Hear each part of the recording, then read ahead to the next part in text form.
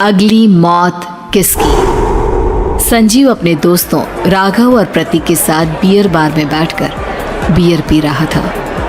संजीव आज बहुत खुश लग रहा था।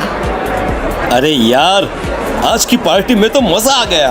तुम दोनों दोस्तों के साथ तो मेरी जिंदगी इतनी अच्छी है कि क्या बताऊं कितनी अच्छी है। अरे भाई, अब दोस्ती की है तो जीना मरना सब साथ में। हाँ अरे अरे यार सुनो, जल्दी से एक बियर और ऑर्डर करते हैं ना, एक आखिरी, और उसके बाद ये जश्न यहीं खत्म हो जाएगा।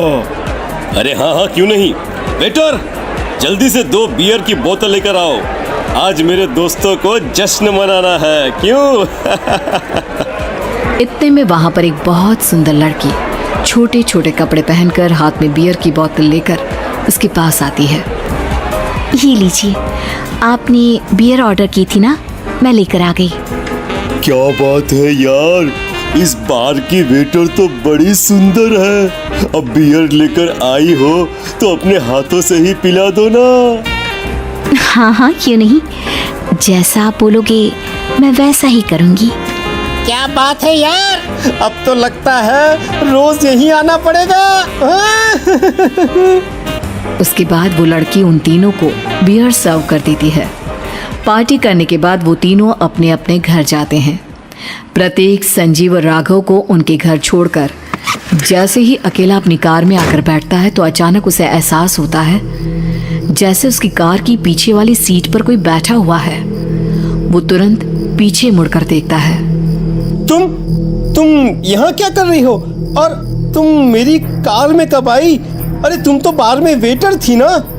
बस ऐसे ही मेरा दिल कर रहा था आपके साथ आपके घर चलने का, इसलिए मैं आपके साथ चली आई। अरे लेकिन तुम मेरी कार में आई कब? अभी कुछ देर पहले तो यहाँ पर मेरे दोस्त बैठे हुए थे। प्रतीक के इतना बोलते ही उस लड़के का चेहरा खतरनाक तरीके से बदल जाता है। उसकी आंखें पत्थर की तरह सफेद और पूरे शरीर पर नीली नीली नसें उभर आती है। गाड़ी चलाओ, पूरी स्पीड में चलाओ, और अगर तुमने गाड़ी रोकने की कोशिश भी की तो मुझसे बुरा कोई नहीं होगा। डर की वजह से प्रतीक के पसीने छूटने लगते हैं। उसका शरीर बुरी तरह से कांप रहा था। प्रतीक बिना कुछ सोचे समझे कार को फुल स्पीड से चलाना शुरू करता है। चलते चलते वो शहर से दूर एक पहाड़ी पर पहुंच जाता है और सामने अब सिर्फ पहाड़ी का किनारा दिख रहा है, जिसे देख प्रतीक घबराकर अचानक से कार को ब्रेक लगाता है। देखो देखो देखो देखो, मुझे छोड़ दो मुझे। अगर मैंने गाड़ी जरा सी भी आगे बढ़ाई तो हम दोनों नीचे गिरकर मर जाएंगे। ये तो तुम्हें पहले सोचना चाहिए था ना। अब कुछ नहीं हो सकता।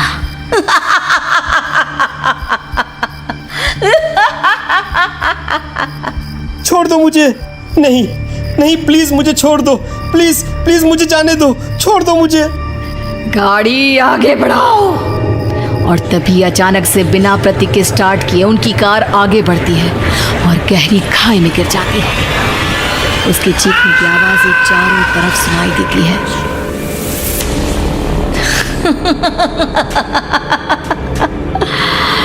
तुझे मारकर मेरे कलेजे में जल रही आग को थोड़ी शांति तो मिल गई, लेकिन अभी ये कहानी खत्म नहीं हुई।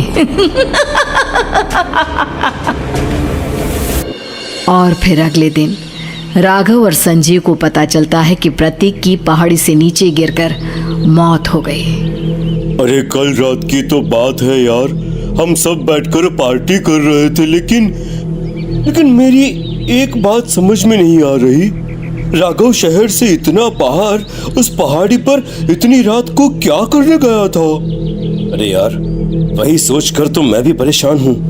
हम दोनों को छोड़ने के बाद तो वो सीधा अपने घर जाने वाला था, और वो आत्महत्या क्यों करेगा भाई? कल रात तक वो कितना खुश था, हमारे साथ सेलिब्रेट कर रहा था।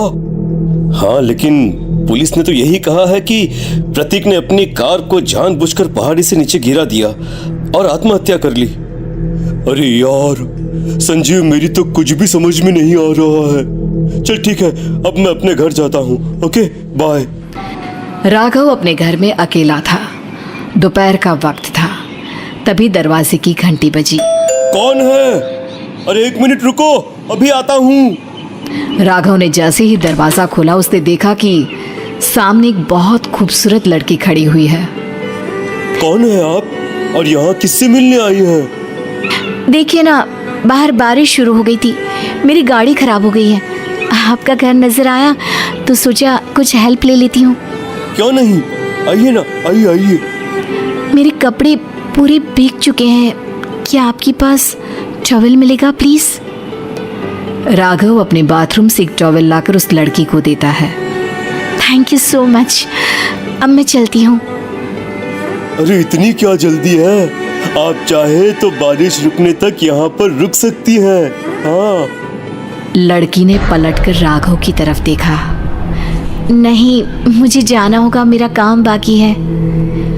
और वो वहां से चली गई। उस लड़की के जाने के बाद राघव अपने बाथरूम में नहाने के लिए गया और जैसे ही उसने बाथरूम में देखा तो उसका टॉवल वहीं पर लटका हुआ था। उसने टॉवल हाथ में लिया तो देखा कि उसका पूरा टॉवल खून के धब्बों से सना हुआ है। अरे अरे ये क्या? ये टॉवल तो मैंने उस लड़की को दे दिया था। ये वापस मेरे बाथरूम में कैसे आ गया? और इस पर ये खून के धब्बे कहां से आ गए? राघव ने आईने में देखा तो उसकी गर्दन पर एक बड़ा सा चाकू का कट लगा हुआ था जिससे खून बह रहा था, जिसे देख राघव के होश उड़ गए। हाँ, अरे ये क्या? मेरी गर्दन इतनी ज्यादा कटी हुई है और मुझे दर्द भी नहीं हो रहा है।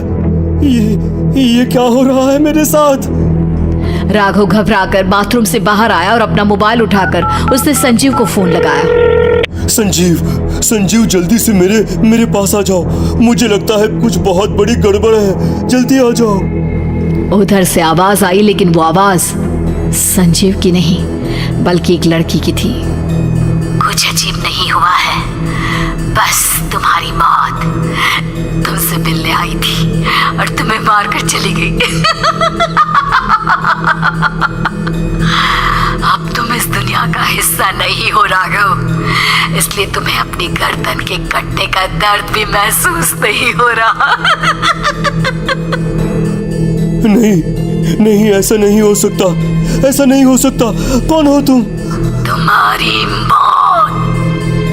अब संजीव के पास खबर पहुंचती है कि राघव ने अपने ही घर में चाकू से गर्दन काटकर आत्महत्या कर ली। ये सुनने के बाद संजीव के होश उड़ गए। वो पसीने से तरबतर हो गया और एक अनजाना डर अब उसके दिल को सताने लगा।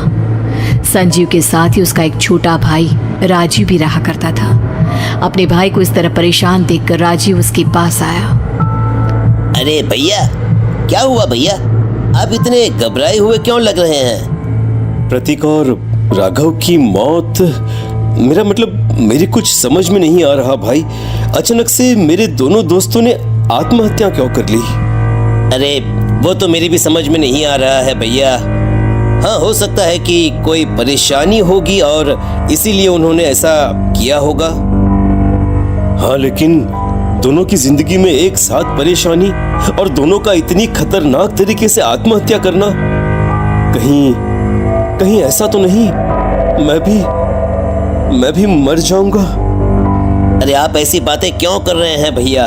वैसे ही मैं इतना परेशान हूँ। जब से अंजलि ने मेरा साथ छोड़ा है तब से सब कुछ बहुत अजीब सा हो गया है। रोज रात को डरावने सपने आते हैं। ऐसा लगता है जैसे अंजलि बार बार मेरे सपनों में आकर मुझे डराने की कोशिश करती है। अंजलि का नाम सुनते ही संजीव की आंखें फट गई और उसके गले में आवाज अटक गई। उसके चेहरे पर घबराहट साफ नजर आ रही थी। कौन थी वो लड़की जिसने प्रतीक और राघव को आत्महत्या की आड़ में मौत के घाट उतार दिया? और कौन थी अंजलि जो बार बार राजीव के सपनों में आकर उसे डरा रही थी? अंजलि का नाम सुनकर संजीव इतना घबरा क्यों गया?